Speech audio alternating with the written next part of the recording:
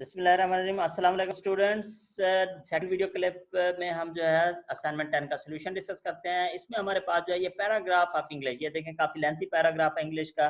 70% attendance is required for every course. Attendance can be calculated as sum of class attendance and lab attendance. Percentage can be calculated as attendance of a student multiplied by 100 divided by total classes held. What is the percentage of Asif if his class attendance is 30, lab attendance is 20, one total classes held or 60।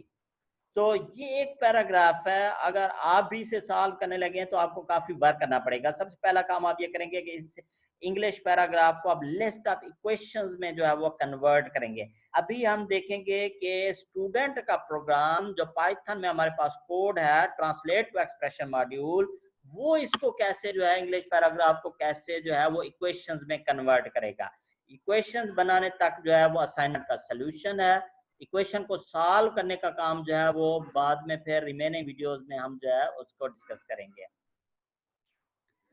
अच्छा जी, तो सबसे पहले मैं थोड़ा सा आपको बताता हूँ कि प्री वर्क या रफ वर्क जिसे आप कह सकते हैं कि एक्चुअल सॉल्यूशन राइट करने से पहले आप रफ वर्क अगर थोड़ा सा करना चाहें तो आपकी मर्जी है, अगर ना करना चाहें तो डायरेक्ट आप जो है इस असाइनमेंट का सॉल्यूशन जो है वो आप लिख सकते हैं।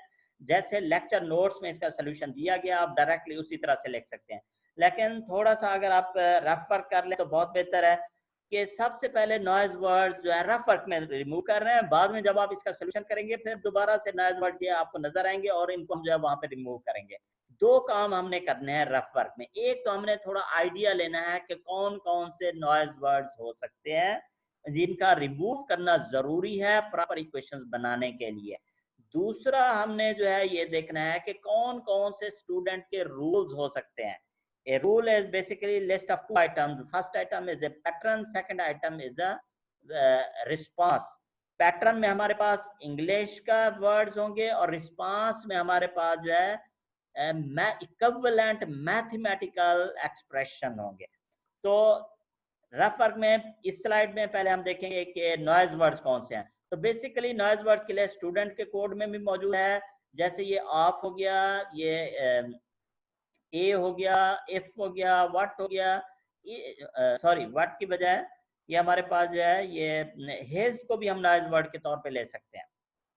व्हाट को हम एज ए वेरिएबल लेंगे, इसे नॉइज वर्ड के तौर पे नहीं लेंगे। तो नॉइज वर्ड में हम इनको यहाँ पे रफ वर्क में यहाँ पे क्रॉस कर सकते हैं। आप को क्रॉस कर दिया, आप ए को क्रॉस कर दिया हमने, आपको दोबारा आ रहा है इफ और दिस को जो है वो हमने क्रॉस कर दिया। इसमें थोड़ा सा आप देखें, यहाँ पे आपको ये नजर आ रहा है कैन बी, ये भी नॉइज वर्ड में आप रिमूव कर सकते हैं। ठीक है, कैन बी कैलकुलेटेड एज को भी आप नॉइज वर्ड में रिमूव कर सकते हैं। ठीक है, अच्छा, इसमें जो है आप जो है सिंबल को दो तरीकों से हैंडल कर सकते हैं। या तो उसे रूल के पैटर्न में आप लिख देंगे। नेक्स्ट स्लाइड में मैं आपको समझाऊंगा कि मैंने यहाँ पे कैन बी को क्यों नहीं डिलीट किया या एज को क्यों नहीं किया, क्योंकि मैं इन कीवर्ड्स को मैं रूल के पैटर्न में स्टोर करना चाहूंगा। अच्छा, इसमें ये ऑफ और ए अगर ये यहाँ पे रिमूव ना भी हो तो कोई इतना इशू नहीं है, ये आगे जाके मैं आप एक्सप्लेन करूंगा। लेकिन ये जो सिंबल्स लेफ्ट साइड पे हैं या सेंटेंस के, ये देखें सेंटेंस जो है ये फुल स्टॉप से शुरू हो रहा है, यहाँ से नेक्स्ट सेंटेंस शुरू हो रहा है। इनका नॉइज वर्ड्स इफ और हिज का नॉइज वर्ड जो है इनको रिमूव करना बहुत जरूरी है। अदरवाइज हमारे पास प्रॉपर वेरिएबल्स और प्रॉपर इक्वेशन नहीं बनेगी। अगर ये इफ और हिज जो है नॉइज वर्ड में रिमूव ना हुए तो ये इफ का वेरिएबल बन जाएगा। इफ बहुत ही जेनेरिक टर्म है, इफ जो है वो लॉजिकली किसी चीज को रिप्रेजेंट नहीं कर रहा है। हिज जो है वो भी एक जेनेरिक टर्म है, लॉजिकली किसी चीज को जो है वो रिप्रेजेंट नहीं कर रहा। तो यहाँ पे classes, class attendance concrete term है, लैब या अटेंडेंस कंक्रीट टर्म है। ठीक है, तो इफ और हिज का यहाँ पे रिमूव करना जरूरी है और यहाँ पे वाइल का as a noise word remove करना जरूरी है, क्योंकि अदरवाइज ये एज ए वेरिएबल सिलेक्ट हो जाएगा। जब इस सेंटेंस को हम सॉल्व करेंगे तब दोबारा मैं ये चीज एक्सप्लेन करूंगा और फिर हमारी इक्वेशन जो है वो सॉल्व नहीं होगी, इक्वेशन प्रॉपरली नहीं बनेगी। तो थोड़ा सा हमने रफ कर लिया, हमने देख लिया कि स्पेशली जो सेंटेंस के शुरू में आ रहे हैं ऐसे वर्ड जो कि बहुत ही जेनेरिक हैं उनको हमने रिमूव कर दिया। व्हाट का वेरिएबल नॉर्मली रिमूव नहीं करते, ये एज ए वेरिएबल आ सकता है, एज की लेफ्ट साइड पे ये हमारा एज ए वेरिएबल आ सकता है। तो बाकी जो है इफ हो गया, नंबर हो गया, दी हो गया, दैट हो गया, बहुत सारी लिस्ट आप जो है कोड में नॉइज वर्ड्स के फंक्शन में जो है वो मौजूद है, वो आप देख सकते हैं, उनको हम रिमूव कर सकते हैं, और उनके अलावा जो यहाँ पे हमें सूटेबल लगे वो भी हमने रिमूव करने हैं खुद से। लाजमी नहीं कि वो कोड में मौजूद हो, जैसे ये इफ हो गया या एस हो गया या ये वाइल हो गया। अच्छा जी, दूसरा जो प्री वर्क आपने रेफर करना है वो है कि आपने देखना है कि अब ये हमारे पास नॉइज वर्ड रिमूव हो गए और ये हमारे पास लोअर केस में कन्वर्ट हो जाएगा। स्टूडेंट का कोड जब आप देखेंगे कि इसमें जो हम उसे लोअर केस में भी कन्वर्ट कर देते हैं ताकि कोई कंफ्यूजन न रहे पैटर्न्स, रूल के पैटर्न्स को इन इनपुट सेंटेंसेस से मैच करने में। या तो हम अपर केस में भी कर सकते हैं या लोअर केस में भी कर सकते हैं, कोई इश्यू नहीं। तो हमने लोअर केस में कर दिया, रूल के पैटर्न भी लोअर केस में है और हमारे पास ये जो पैराग्राफ है या सेंटेंसेज हैं ये भी अब लोअर केस में है। तो अब इसमें हमने ये देखना है कि इसमें बेसिकली जितना ये फुल स्टॉप है, जहां जहां पे ये फुल स्टॉप आ रहा है वहां पे एक सेंटेंस कंप्लीट हो रहा है। तो हर सेंटेंस बारी बारी जो है एक इक्वेशन में कन्वर्ट होना है। तो हमने ये देखना है कि एक इक्वेशन बनाने के लिए हमारे पास सेंटेंस में कौन सा ऐसा इंग्लिश का वर्ड है जो कि इक्वालिटी के मीनिंग में आता है। जैसे यहाँ पे ये इज का वर्ड है, is left hand side, is right hand side. तो लेफ्ट हैंड साइड पे जो कुछ भी हो, यहाँ पे 75% अटेंडेंस है, is required for every course. तो ये दोनों चीजें जो है ये इक्वल हो जाएंगी। ये इज का वर्ड जो है ये दरमियान में इक्वेशन बनाने के लिए यूज होगा। यहाँ पे भी इज का वर्ड है, इस वाले ये वाला सेंटेंस भी इक्वेशन बन जाएगी। यहाँ पे भी इज का वर्ड है, यहाँ पे भी इज का वर्ड है। यहाँ पे देखें कि आर का वर्ड आ रहा है, टोटल क्लासेस आर 60। अगर मैं इसे मैथमेटिकली लिखूं तो टोटल क्लासेस इक्वल टू मैं लिखूंगा 60, इक्वल टू का सिंबल डालूंगा instead of that word are. तो इज और आर के ये दो रूल बन जाएंगे। अच्छा, ये जो ऊपर शुरू में पहले सेंटेंसेस आ रहे हैं इसमें attendance can be calculated as sum of this and this.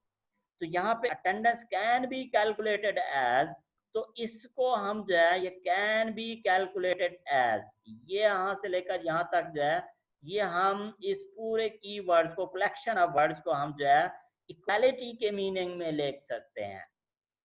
तो अगर आपने ये पूरे चारों कीवर्ड्स को आपने लिखना है तो फिर ये आपका रूल का पैटर्न बन जाएगा, आपको नॉइज वर्ड में रिमूव करने की जरूरत नहीं है। अगर आप कहते हैं calculated, something can be calculated as और समथिंग कैलकुलेटेड एज, आप कैन बी नहीं बोलते तो फिर आप कैलकुलेटेड एज का रूल बना देंगे। तो उस केस में फिर कैन बी जो है ये नॉइज वर्ड में हम जो है इन्हें रिमूव करेंगे। आगे जब हम सॉल्व करेंगे तो फिर हम जो है इंडिविजुअली एक सेंटेंस को डिस्कस करेंगे, इंशाल्लाह आपको फिर जो है अच्छी तरह से समझ आ जाएगी। अच्छा, अब इस सेंटेंस में कैन बी कैलकुलेटेड एज को मैं इक्वालिटी के मीनिंग में ले रहा हूँ, इक्वेशन बनाने के लिए ले रहा हूँ। और यहाँ पे भी ये कैन बी कैलकुलेटेड एज का जो है 4 वर्ड जो है ये आ रहे हैं, इनको भी मैं एज ए इक्वेशन के मीनिंग में ले रहा हूँ। तो ये हमारे पास हर सेंटेंस में तकरीबन हमने आइडेंटिफाई कर लिया कि कौन से इंग्लिश के वर्ड्स हैं जो हमें इक्वेशन बनाने में यूज होंगे। तो रूल के पैटर्न में आप देखें कि यहाँ पे segment variable can be calculated as segment variable B, segment variable A can be calculated as segment variable B. ये इंग्लिश हो गया और ये उसका इक्विवेलेंट मैथमेटिकल एक्सप्रेशन हो गया, ये हमारा पहला रूल हो गया। दूसरा रूल हमारा ये हो गया कि वेरिएबल ए कैलकुलेटेड एज वेरिएबल बी, तो ये भी उसी तरह के मीनिंग में आता है। अगर आप ये दूसरा रूल यूज करना चाहते हैं ये भी आप यूज कर सकते हैं। तो आप कैन बी को बेशक हम नॉइज वर्ड में रिमूव ना करें या कर दें, कोई इशू नहीं है, लेकिन ये जो एज का वर्ड है ये यहाँ पे मैच हो रहा है। अदरवाइज अगर ये रूल में शामिल ना होता तो फिर इसे नॉइज वर्ड में हम रिमूव करते हैं। तो अगर आप ये दूसरा वर्ड यूज करना, रूल यूज करना चाहते हैं, अभी वैसे आइडेंटिफाई मैंने किया हुआ है, डिफाइन किया हुआ है, लेकिन इससे हम ये वाला रूल यूज करेंगे कैन बी कैलकुलेटेड एज आगे जब हम इसका सोल्यूशन बनाएंगे। तो एक तो रूल हमने ये डिफाइन कर लिया कैन बी कैलकुलेटेड एज, या आपकी मर्जी है कैलकुलेटेड एज वाला रूल बना लें, ठीक है। और दूसरा इज वाला और आर वाले, ये दो रूल्स भी हम जो है वो शामिल कर लेते हैं। तो ये हमारे पास रूल्स हो गए, बेसिकली 4 रूल्स हो गए जो कि इक्वेशन बनाने के लिए यूज हो रहे हैं, जिनका ऑपरेटर जो है वो इक्वालिटी का सिंबल है। लेफ्ट हैंड साइड पे सेगमेंट वेरिएबल ए की वैल्यू आएगी, राइट हैंड साइड पे वेरिएबल बी की वैल्यू आएगी। ये रूल जो है आपके पास लिस्ट में ऊपर होने चाहिए। उसके बाद आप जो है अब आपने देखना है कि कौन से इंग्लिश के वर्ड्स आपके पास मौजूद हैं जो कि मैथमेटिकल मीनिंग देते हैं। जैसे यहाँ पे है sum of this and that, तो इसका मतलब है हमारे पास जो है सम ऑफ सेगमेंट वेरिएबल, इसे हमने जेनेरिक फॉर्म में लिखना है। यहाँ पे sum of class attendance and lab attendance लिखा हुआ है, तो हमने इसे जेनेरिक फॉर्म में लिखना है, sum of variable A and variable B. तो इंग्लिश में हम ऐसे लिख रहे हैं, मैथमेटिकली हम उसे इस तरह से लिखेंगे। अच्छा जी, इसके अलावा और कौन सा रूल है? ये multiplied by something multiplied by other thing. तो मल्टीप्लाइड बाय का रूल आएगा variable A multiplied by B. तो मैथमेटिकली हम इसे इस तरह से लिखेंगे, इंग्लिश में मल्टीप्लाइड बाय का वर्ड आएगा, स्टूडेंट प्रोग्राम में या मैथमेटिकली जो इक्वेशन बनेगी उसमें स्टैरिक ऑपरेटर जो है वो आएगा, मल्टीप्लाई का ऑपरेटर आएगा। अच्छा जी, डिवाइडेड बाय का वर्ड भी यहाँ पे यूज हो रहा है, तो यहाँ पे आ जाएगा divided by a variable A divided by variable B. तो यहाँ पे variable A divided by variable B. तो ये हमारे पास रूल्स हमने रफ वर्क के तौर पे आइडेंटिफाई कर लिए, पहले ही हमने आइडेंटिफाई कर लिए। अब हम जो है इसका एक्चुअल सोल्यूशन हम जो है वो डिस्कस करेंगे अगली स्लाइड में। ये रफ वर्क अगर आप करना चाहें तो बेहतर है, अगर आप नहीं भी करना चाहें तो फिर भी आप डायरेक्ट जो है, अगर आपकी थोड़ी बहुत प्रैक्टिस हो जाए तो फिर आप डायरेक्ट जो है वो सोल्यूशन जो है वो बना सकते हैं। तो अभी नेक्स्ट वीडियो में इंशाल्लाह हम जो है इसका रिमेनिंग सोल्यूशन जो है वो डिस्कस करते हैं। अस्सलाम वालेकुम।